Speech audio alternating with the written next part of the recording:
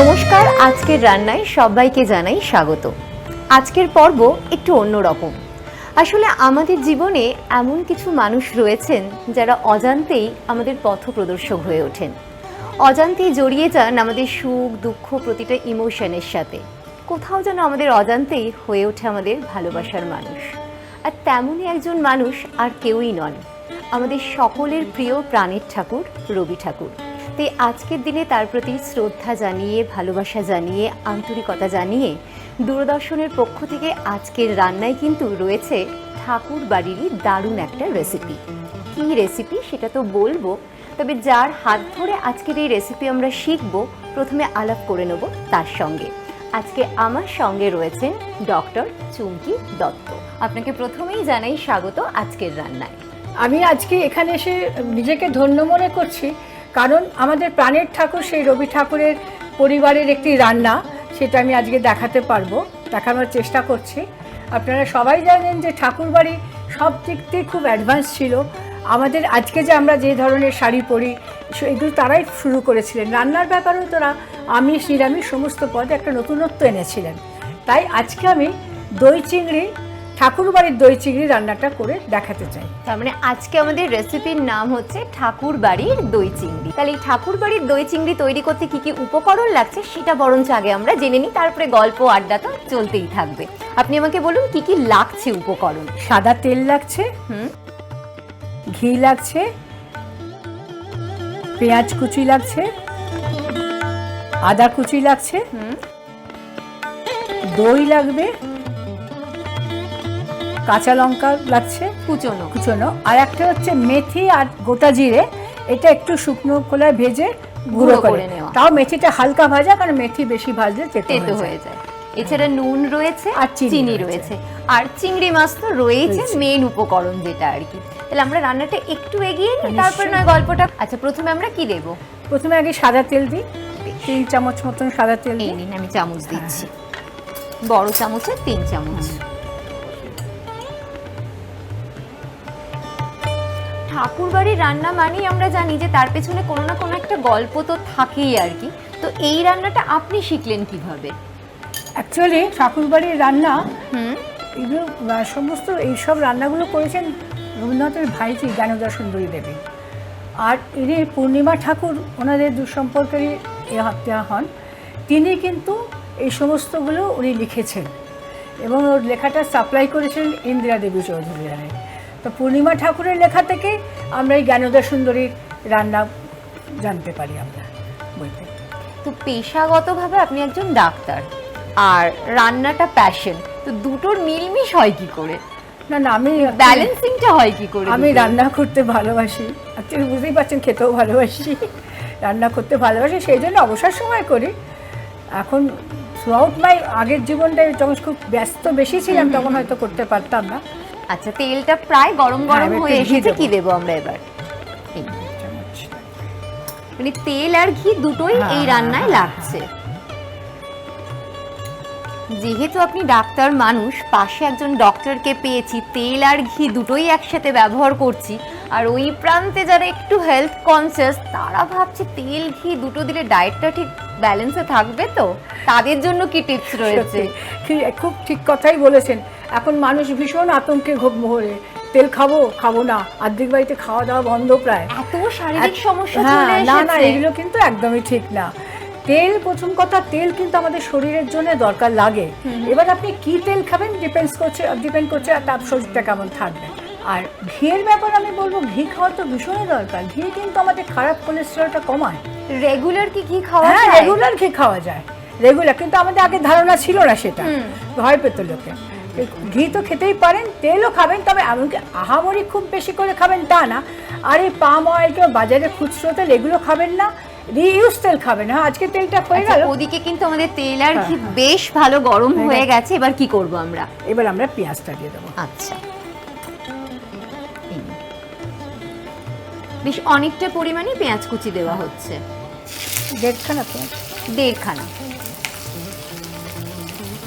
তার মানে তেল আর ঘি দুটোই আমাদের শরীরের জন্য ভালো, কিন্তু সেটা একটু ব্যালেন্স করে মাত্রাটা বুঝে খেতে হবে। যেমন অনেকেই প্রায় তেলে ভাজা বলে লুচি খান না, সেরকম এত রেস্ট্রিকশন দরকার নেই, সপ্তাহে একদিন আপনি লুচি খেতেই পারেন। একদম ইচ্ছে তো হ্যাঁ, হয় নিশ্চয়ই সকলেরই। নিশ্চয়ই। আচ্ছা, প্রথমে আমরা সাদা তেল আর ঘি গরম করে তাতে পেঁয়াজটা ভেজে নিচ্ছি। খুব কি কড়া করে ভাজা না, হবে? এখানে না পেঁয়াজটা খুব লাল করে ভাজা হবে না, মানে হালকা করে ভাজা, একটু ভাজা হওয়ার পর আমি আদা কুচিটা দেবো। আচ্ছা, মানে পেঁয়াজের ওই কাঁচা কাঁচা গন্ধটা চলে গেলেই হ্যাঁ, পেঁয়াজ ভাজা exactly, খুব কমপ্লিট কড়া ভাজা আমাদের। করতে হবে না পেঁয়াজ। তাহলে কি আদা কুচিটা আদা দেবো কুচিটা আমি? আপনি দিয়ে দিন, কিছুটা লাল হয়েছে পেঁয়াজ। কতটা পরিমাণে হ্যাঁ, দেবো? এটা অন্তত 2 চামচ থেকে 3 চামচ দিয়ে দিন। দেখুন চামচটা ছোটই আছে, 3 চামচ তো লাগবেই। আর একটু দিন। ঠিক আছে। আদার একটা সুন্দর গন্ধ, আদা দিয়ে আবার বেশিক্ষণ নাড়া যায় না, মানে আদাটা তেতো হয়ে যায় তাহলে।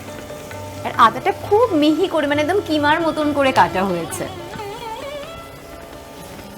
এরপরে কি দেবো?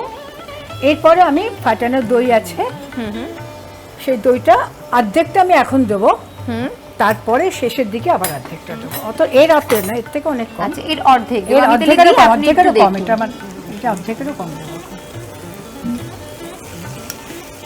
মানে বড় চামচে 2 চামচ মতন দিলেই হ্যাঁ, হবে। আর আধ চামচ দিন। আর একটু দিন? হ্যাঁ, এইবারে এইটা যখন ভাজবো আস্তে আস্তে একটা তেল বেরোবে রান্নার থেকে। আচ্ছা আচ্ছা, এই রান্নাটায় আমি দেখছি হলুদ কিন্তু না, ব্যবহার হলুদ হচ্ছে না, না। ইভেন মাছে নুনও লাগানো নেই, জল বেরিয়ে আচ্ছা। যাবে বলে। আর যখন ঢালবো তখন নুন দেবো। মানে এটা দেখতে একটু সাদা সাদা, সাদাই সাদা। হবে আর কি।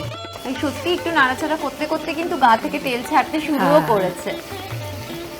আপনি তো বলছিলেন যে একটা সময় খুব ব্যস্ততার মধ্যেই কেটেছে হ্যাঁ, আর কি। হ্যাঁ, তো এখন সারাদিন সময় কাটে কি? না, আমি এখনো হসপিটালে অ্যাটাচ, হসপিটালে যাই।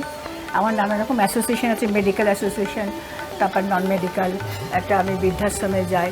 আমার নানা রকম এনগেজমেন্ট আছে প্রচুর, প্লাস রান্না তো একটা, আমি হসপিটাল থেকে এসেও রান্না করি। মানে রান্না করতে আপনি রান্না ভালোই ভালোবাসি, বাসেন হ্যাঁ আর কি। হ্যাঁ।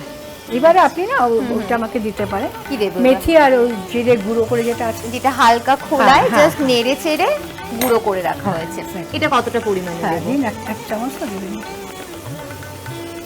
ব্যাস, পরে আমাকে আবার একটু দিতে হবে যখন বেশ। ঝোলটা নামাবো।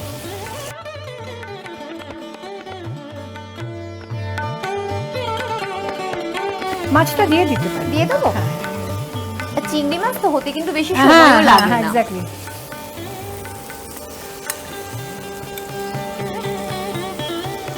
চিংড়ি মাছ তো এমনিই সুস্বাদু। Exactly. মানে পছন্দ যাই করে দেওয়া হয়, না হ্যাঁ। এরকম মানুষের সংখ্যা খুব কম। বেশিরভাগ লোকই নারকেল দিয়ে করেন, মালাইকারি ইত্যাদি, এটা একটা অন্য টাইপের।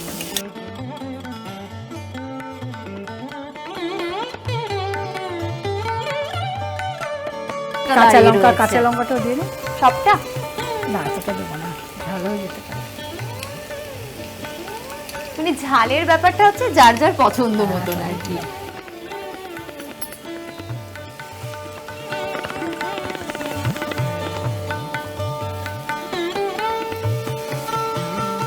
এবার আমি নুনটা দিয়ে দিচ্ছি। ঠিক আছে।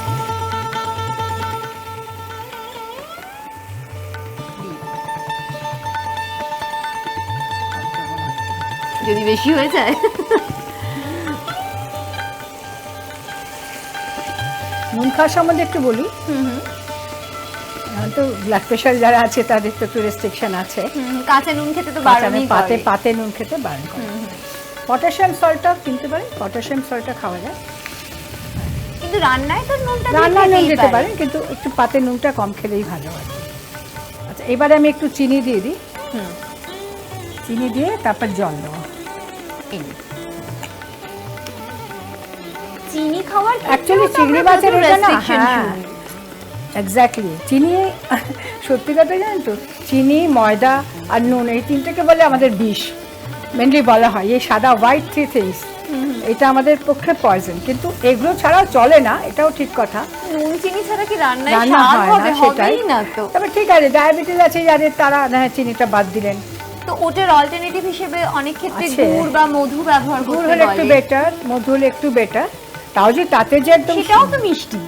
সেটাও মিষ্টি। যেমন ফ্রুটস, কিছু ফ্রুটস আছে সেগুলো কিন্তু সুক্রোজ, তো ওটা ডাইরেক্ট এতে গ্লুকোজে কনভার্ট প্রথমে হয় না, সেগুলো খেলে কিন্তু অতটা ক্ষতি হয় না। তবে এবার কি জল দেবো? এবার জল দিয়ে দিই, জল দেওয়ার পর নামানোর আগে দই আর ঘিটা দিতে হবে। আপনি একটু দেখুন কতটা পরিমাণে দেবো।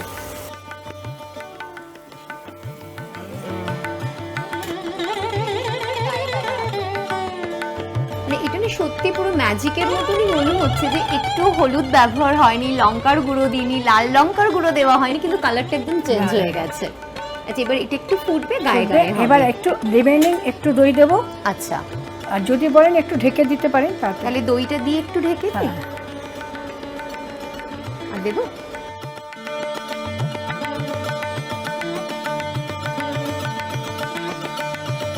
এবারে আমরা একটু ঢেকে দিতে পারি, তাহলে একটু তাড়াতাড়ি হবে। আর এই লিডটা চাপা দিয়ে দিই, একটু এটা ফুটুক।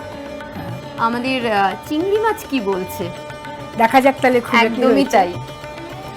বাবা, চিংড়ি মাছ তো আমাদের ডাকছে, রেডি রেডি। আর আমার যেটুকু বাকি আছে দেওয়া, তাহলে সেগুলো দিয়ে দিই। বেশ, তাহলে কি কি দেবো হাতে হাতে? আমরা ঘি দেবো। আর এটা আমাদের রবি ঠাকুরের এতে নেই যে ক্রিম, কেন তখনকার দিনে খুব ক্রিমের চল ছিল না, এটা একটু আমি দিয়েছি। এটা আপনার নিজস্বতা। একটা জিনিস বুঝলাম, ঘিটা একটু দরাজ হস্তে দিতে হবে, ঘিয়ে কোনো কার্পণ্য করা চলবে না।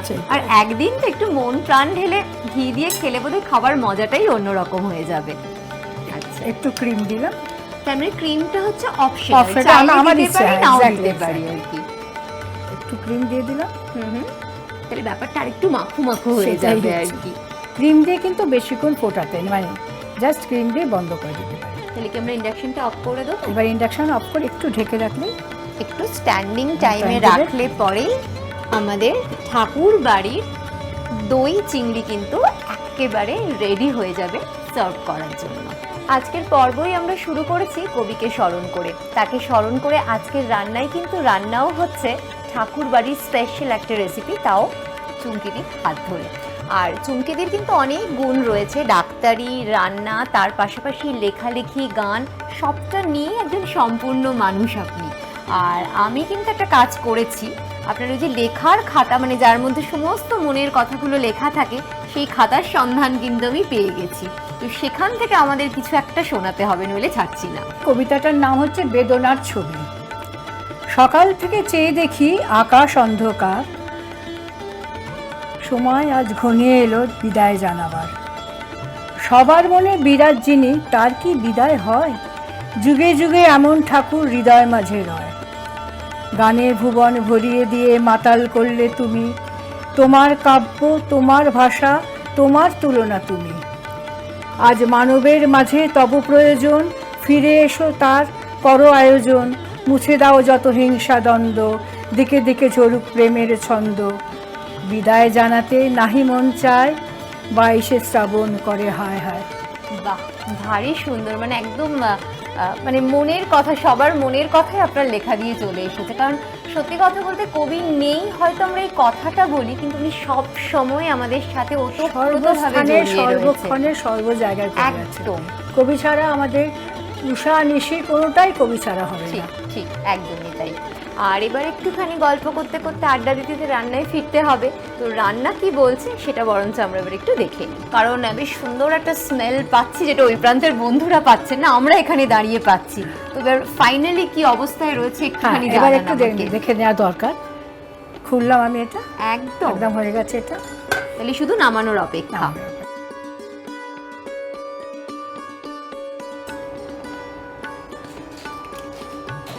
দেখতে তো ভারী সুন্দর হয়েছে, এবং ওই বলে না, গন্ধেই অর্ধেক ভোজন হয়ে যায়, এবং গন্ধও বলছে যে দারুণ সুস্বাদু হয়েছে। দই চিংড়ি একদম গরম গরম রেডি।